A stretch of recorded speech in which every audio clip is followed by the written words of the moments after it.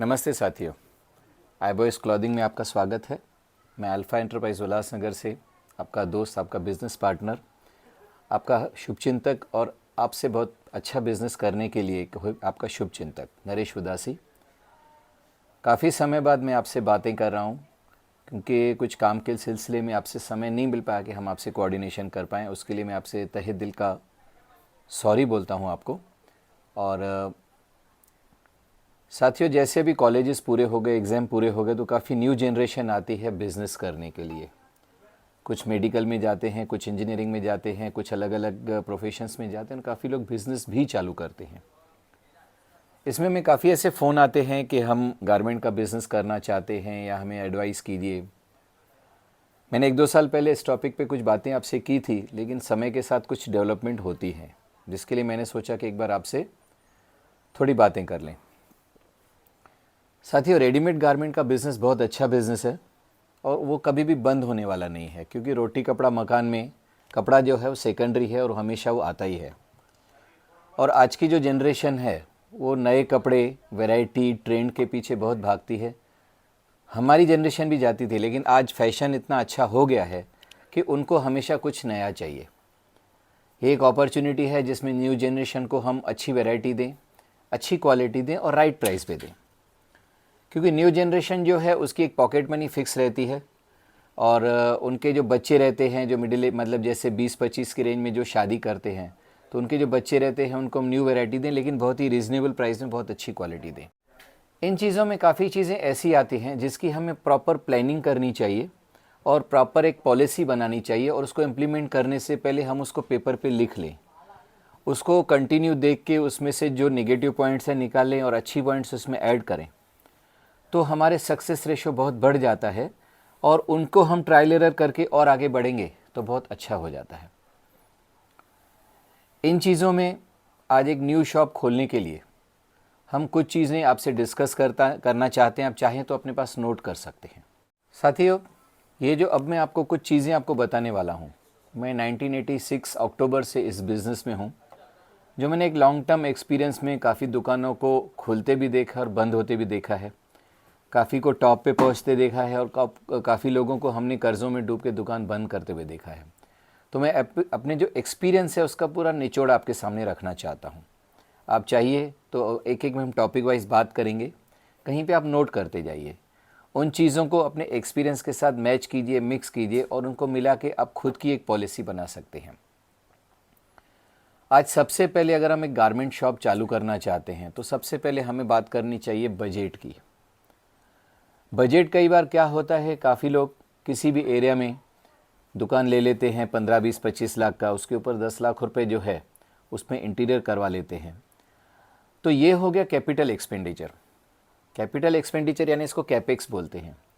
आपने क्या किया, पूरा पैसा जो है कैपेक्स में ब्लॉक कर दिया। अब आपके लिए जो ऑपरेशनल एक्सपेंडिचर है, यानी रॉ मटेरियल लेने के लिए, स्टाफ को पेमेंट देने के लिए, एमएससीबी या लाइट के बिल और उसके बाद एसी के बिल वगैरह देने के लिए, छोटी मोटी रिपेयरिंग के लिए, फिर वो पैसा बहुत कम बचता है।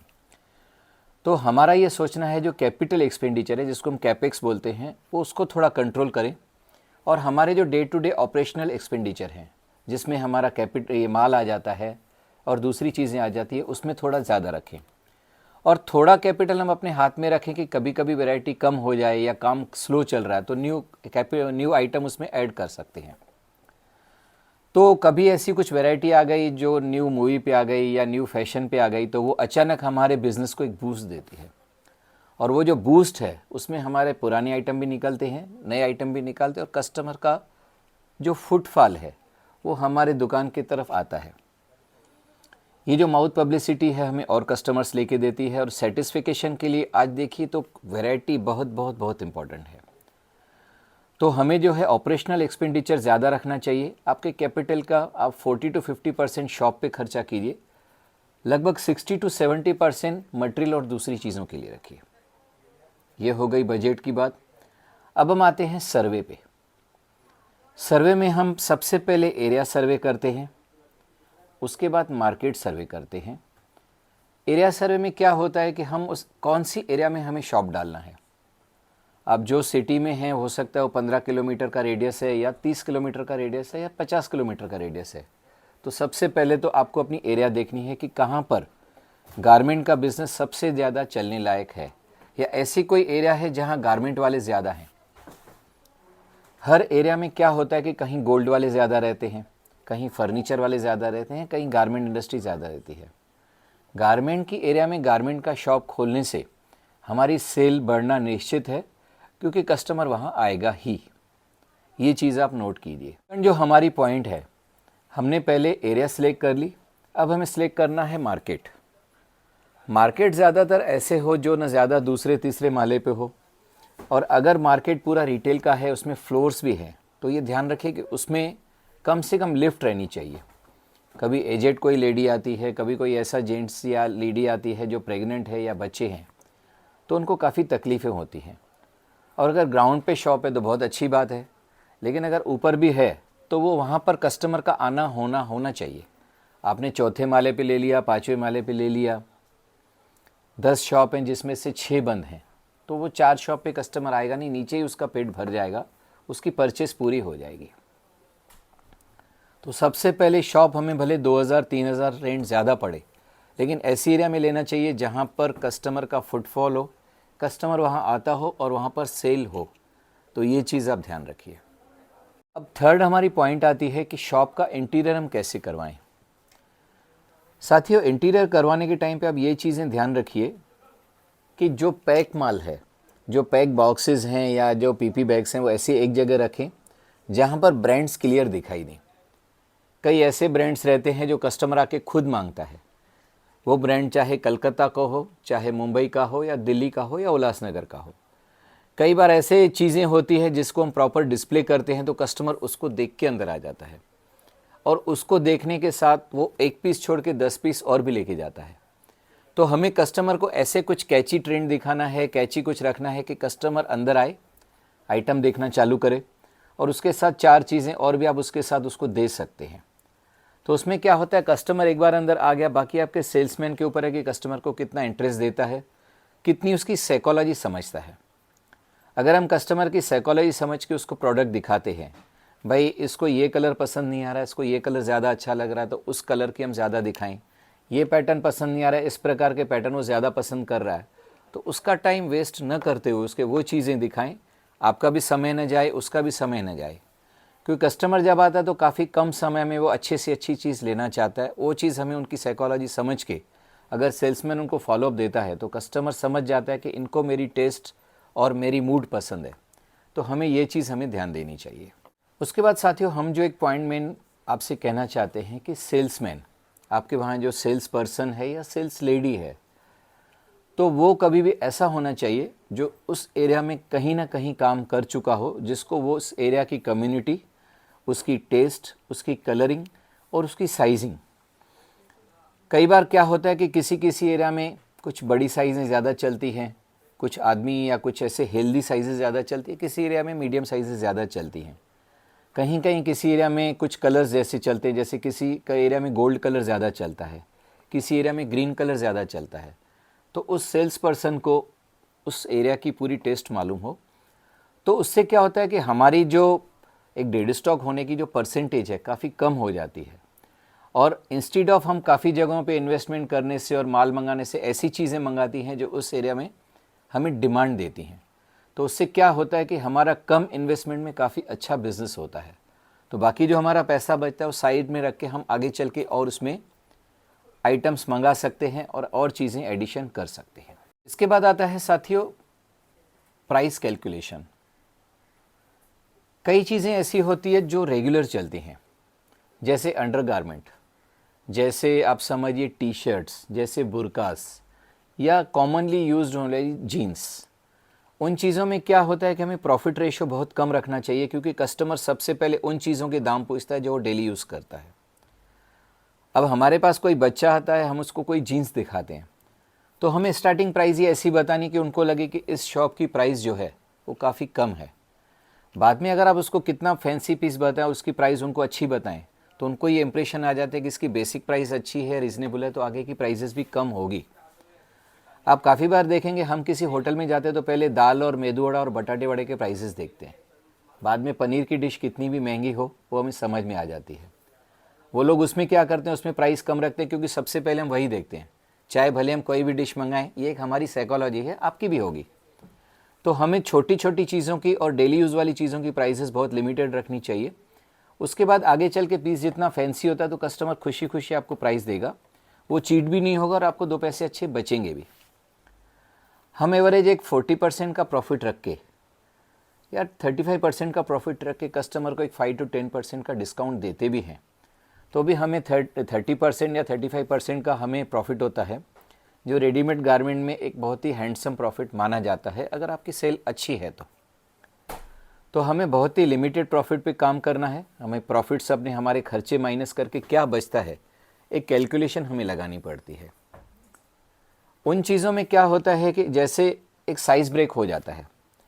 अब काफ़ी हमें ऐसे पूछते हैं कि अगर हम आपसे 1 to 10 लेके जाते हैं तो 10 नंबर के पीस की क्या प्राइस रखें, या 1 नंबर के पीस की क्या प्राइस रखें, या पूरे का फ्लैट रखें।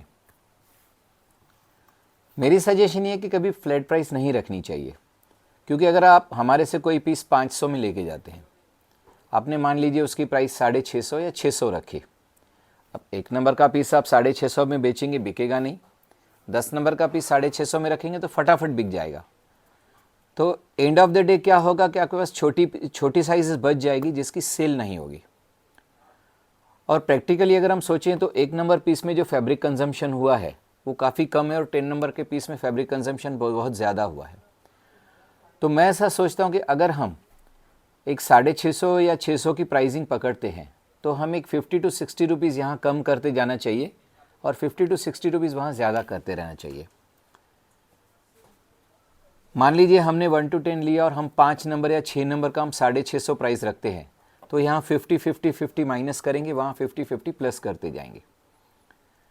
आप देखेंगे कि आपका कॉस्टिंग सेम हो जाता है, आपका सेलिंग प्राइस सेम हो जाता है, लेकिन कस्टमर को साइज़ वाइज जब उसको भाव मिलता है, साइज़ वाइज जब उसको कॉस्ट पड़ती है तो उसको काफ़ी अच्छा लगता है।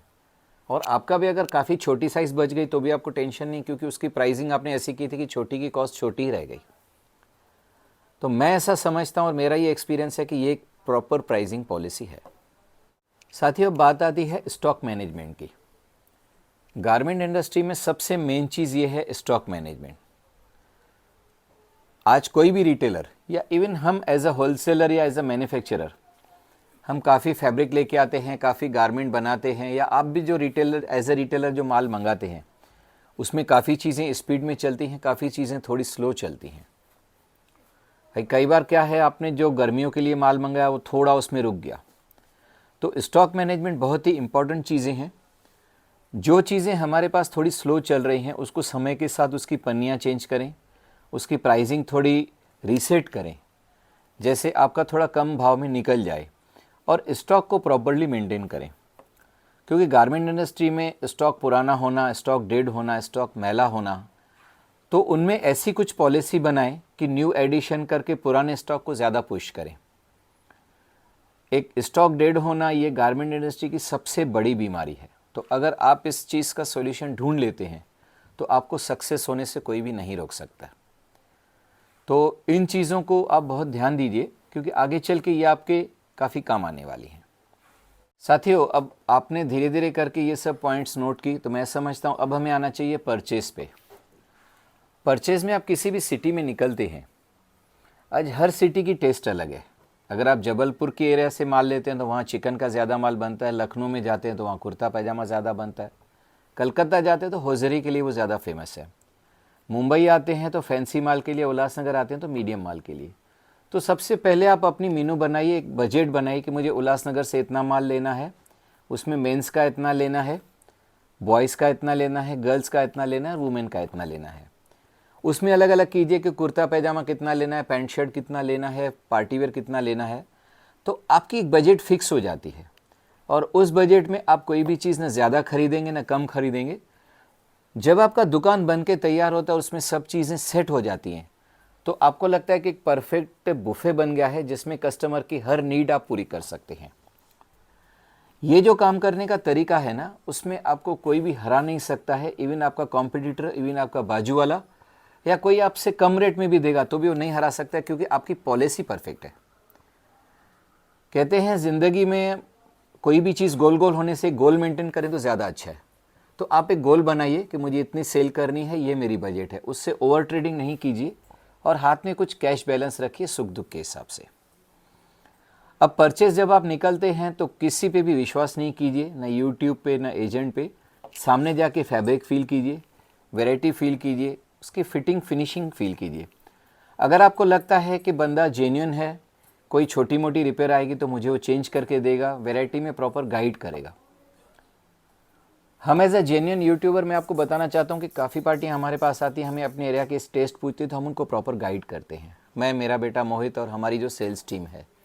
तो अब ऐसे के पास जाइए जो आपकी एरिया के लिए आपको प्रॉपर गाइड कर सके और आपको टेस्ट बता सके कौन सी वहाँ चलती है और वहाँ के कस्टमर हमारे से क्या लेते हैं। तो आपका कॉन्फिडेंस लेवल तो बढ़ेगा ही। साथियों, अब आते हैं सेल्स टेक्निक पे। सेल्स टेक्निक आप अपनी एरिया में देखिए कि क्या ऑफ़र्स दे रहे हैं, क्या प्रमोशंस दे रहे हैं। काफ़ी रिटेलर बोलते हैं भाई साल में अगर आपने 12 गारमेंट लिए तो 2 गारमेंट फ्री देंगे, या आपने इतना लिया तो आपको एक बैग देंगे, या आपने इतना लिया तो हम आपको एक्स्ट्रा कुछ डिस्काउंट ऑफ़र करेंगे।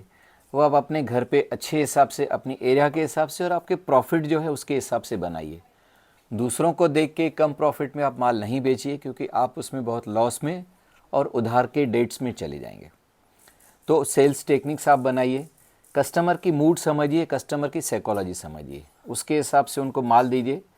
यकीन मानिए कस्टमर हमेशा आपके पास ही आएगा और आपसे ही जुड़ा रहेगा। उसके बाद इन चीज़ों को ध्यान दे के एक प्रॉपर प्लानिंग बनाइए। पहले तो 15 दिन, महीना प्लानिंग बना के, एरिया सर्वे करके, मार्केट सर्वे करके, और उसके बाद फंड्स अरेंज कीजिए। फंड्स ऐसे हों जो आपको ज़्यादा परेशान न करें, और 2-3 महीना 4 महीना जो आपको बिज़नेस सेट करने में लगते हैं तो इमीडिएट आपका रेंट या इंटरेस्ट ऐसा ना बढ़ जाए कि आपका पूरा कैपिटल ही खा जाए। ये चीज़ें साथियों बहुत ध्यान वाली हैं, क्योंकि मैंने अपनी ज़िंदगी का एक्सपीरियंस आपके सामने रखा है। अब आगे आपको आपकी क्या चॉइस है, क्या पसंद है, या आप कौन सा आगे वीडियो देखना चाहते हैं, हमें कमेंट बॉक्स में बताइए। और एक बार फिर मैं आता हूँ आई बॉयज़ पे। आई बॉयज़ वो तो मेरा प्रोफेशन है, मेरा बिज़नेस है, मेरे खून में है। तो हम लोग काफ़ी अच्छी वैरायटी बनाते हैं बॉयज़ एथनिक वेयर में, आप सब देख सकते हैं। और एक गुड न्यूज़ ये है कि हमने मेंस का काम भी चालू किया है। मेंस में कुर्ता पैजामा, मेंस में इंडो 3 पीस, मेंस में अब शेरवानी भी चालू करने वाले हैं।